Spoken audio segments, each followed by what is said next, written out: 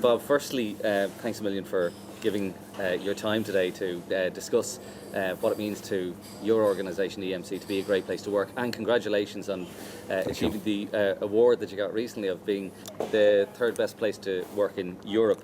Can I ask you, how important is culture to EMC's success? Culture is vital. Culture is about the way things get done.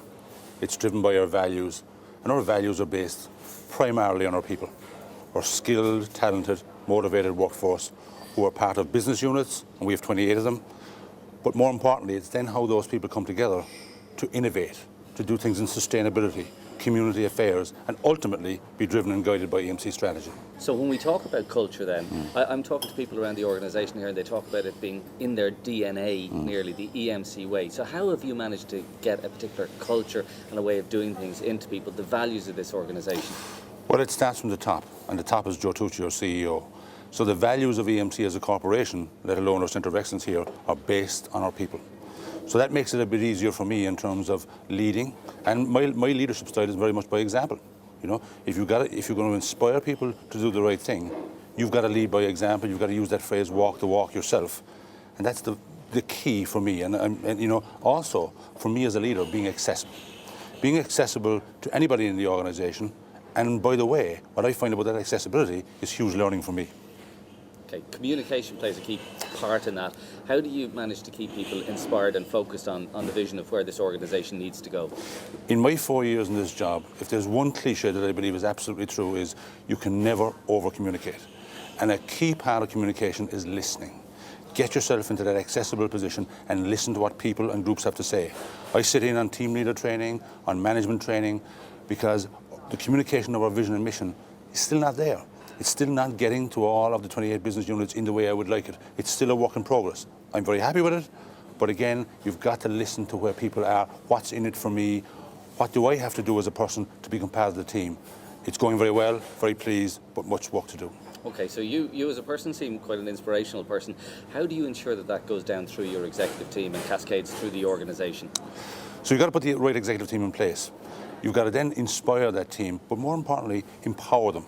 Trust them to become part of the actual leadership team, evangelizing and getting the message of what EMC is all about out to not just, by the way, to our employees and our staff here, but to the community, to government, to universities, because it's our position in the community is also very important, because you've got to remember, we're going to be hiring new and talented people, and we want to bring the best in to join the best team we have. So it goes beyond the four walls of EMC. And collaboration seems to be something that's really at the heart of the success of EMC. And I suppose we were talking a little bit about the future and the employees of the future and cloud computing and the like. And through collaboration, you formed this course and partnership with CIT. Well, our strategy as a company going forward is all based around cloud computing and what we call big data. Now, if we have very talented people and we're in the IT sector, we need to keep upping skills all the time. So what best to do than work with one of our partners like CIT and put together a world first, in our opinion, of a cloud computing master's degree where we can take those talented people, transform them skills, and have them ready for the challenges that lie ahead. The challenges that are based around leading our customers and our partners to cloud computing and IT transformation. Okay. In terms of being a great place to work, when you're actually going into new emerging markets, how does that brand help? There's no question about it. The brand of a best place to work goes well beyond hiring the best talent.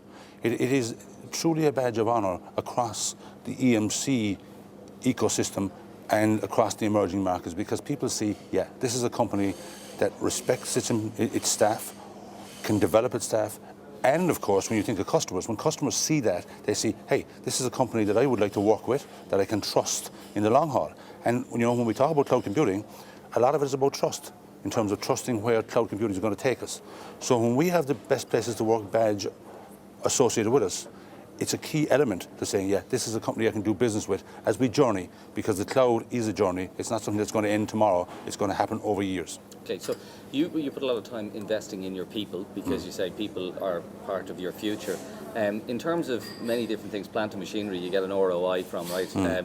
How do you actually, you know, when you're actually pitching to maybe EMC headquarters, talking about budgets. How do you talk about the importance of the people and the development of your people and the like in terms of a return on that? How do you quantify that?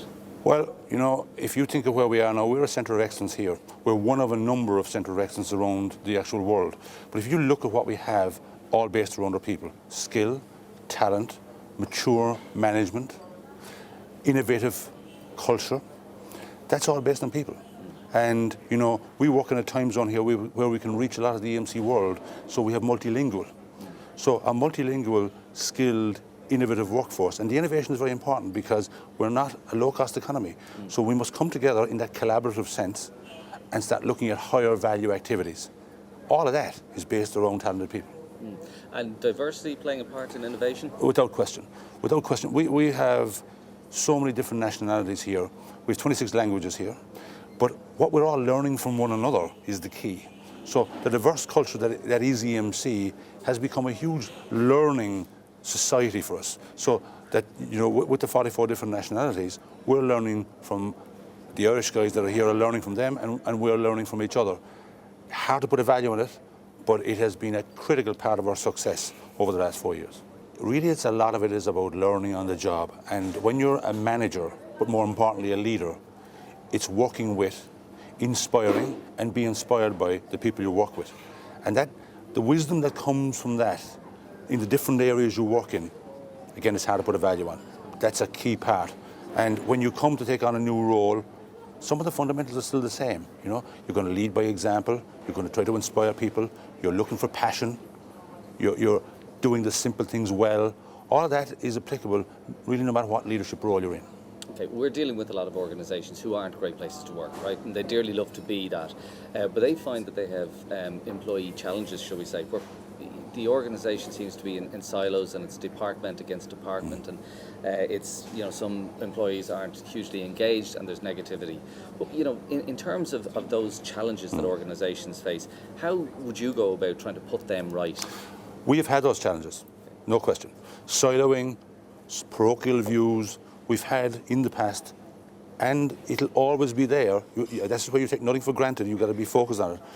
But it is coming with a vision that makes sense to people. So I look at the EMC strategy and I translate that as best I can so that it makes sense.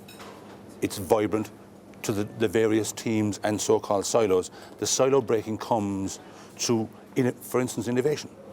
We are very strong here in innovation. It's a big cultural part of EMC, but here in Cork especially, because we know we have to do things that weren't done before. We have to move to higher value. That's a great rallying call to bring people together. One of the things we've done this year is across the entire 28 business units, looking at how we deliver a hugely improved customer experience. So for our customers and or any stakeholders that arrive here, how are we going to think differently about making that experience second to none? That brings people together from all of the business units, and people begin to see the value of working together. And then you begin to create critical mass. So, you know, you have a coalition of the willing to say, yeah, this makes a lot of sense. Look at the outcome of that. And it's for me, then it's a series of examples that we can use to start breaking the silos. Silo breaking is essential, in my opinion, if you're going to have a best place to work in a multi-function organisation. Okay. What's the view from the United States of Ireland and its performance, EMC in Ireland? The view is very positive right now. And, you know, I think as we started our, I suppose, reformation, if you like, and changing from the more parochial siloed view to the one team, a key element of that was, you know, best places to work. Going for and working towards the vision of a best place to work was a key set of stepping stones that got us there. And it was recognised clearly by corporate that best place to work was symbolic of the change we were making. Okay. In terms of that, the benefits in general, organisationally and business-wise to EMC have been part of Great Places to Work, what would they be? Well, you know, best places to work is in many ways, it is telling us, it's a barometer in many ways, right? Because we believe that our success is based on people, and we've worked our policies and our procedures around that. Now, we have our own internal surveys, but this is a really strict benchmark to ensure that we're on the right track. Now, how do you measure that? Well, we're very customer-centric. We have maybe 500 customers a quarter visit here. Those customers can sense that when they're touring the facility, when they're meeting with our people. That's how it comes across. Okay. Challenges that you've faced over the last little while, what would be the biggest ones? From a challenge perspective, I mentioned before, some siloing. Obviously, when you have a 2,000 person organization, not everybody is connected. And you're going to have people who, at the front end, who are really super connected to the vision and mission. You're going to have that middle tranche of people who need a bit of work, need a bit of inspiring, need a bit of focus. And you'll always have some at the end that it's going to be very, very hard to work with. You have to be pragmatic. So it's that central group of people that you can inspire by the vision. They become part of the actual best places to work culture that we have here and say, guys, this is exactly the kind of thing we need to be doing. It becomes infectious. Recognition and people feeling a sense of that they're valued. How do you drive that as a practice in EMC? Well, obviously there are formal policies and there are remuneration and there are all kinds of reward and recognition programs. The best way of doing it, I had one of our team present on our ERP system last Friday, and it was one of the finest presentations that I have ever seen. I made it my business to go and find Denise later on in the day and talk to her about it. That kind of recognition has no monetary value, but believe me, a quick email afterwards, copying her boss, and really showing how it helped me and how good it was, can't put a value on that. Okay, celebrating success. Absolutely. That's something that's important to you? You have got to celebrate success. While you're always going to be focusing on things that are not going well, and you have to take nothing for granted, I think it's absolutely key, you've got to celebrate your success, as we do with Best Places to Work, as we do with the Cloud Master's degree, as we do when we work with the universities, as we do when we work with the community, when we're making Maths Matter, or junior achievement as I have here. You've got to celebrate those successes, because that's part of the human psyche. Your style as a leader, not all leaders are as open. Not all leaders are walking around the organisation, sending emails and copying bosses and recognising that. Where did that kind of come from, that particular style? Who inspires you? I could go back as far as my mother and father, perhaps, but I think there's an element of DNA there, but there's absolutely an element of you can learn it. Because, it's all about emotional intelligence for me. It's all about empathy. It's all about motivation. It's all about self-awareness. And those emotional intelligence traits can actually be learned. And I think I'm a living example of the learning of those by listening, working with great people, learning from them over the years.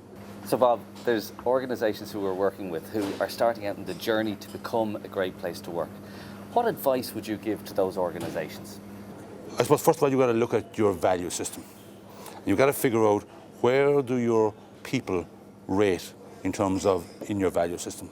If they're not up at the top, you have work to do, because you have to really recognise that the most important asset you have in your entire business is the people who walk in, and some don't. Some may have to get some help coming in. That's fine too, because diversity and managing with disability is also a part of this whole thing.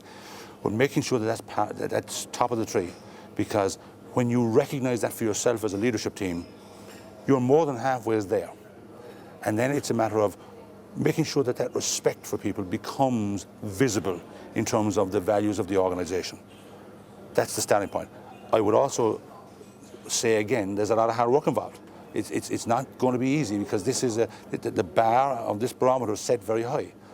But once you get moving, and once you get a degree of momentum, the infectiousness of it takes you over the line.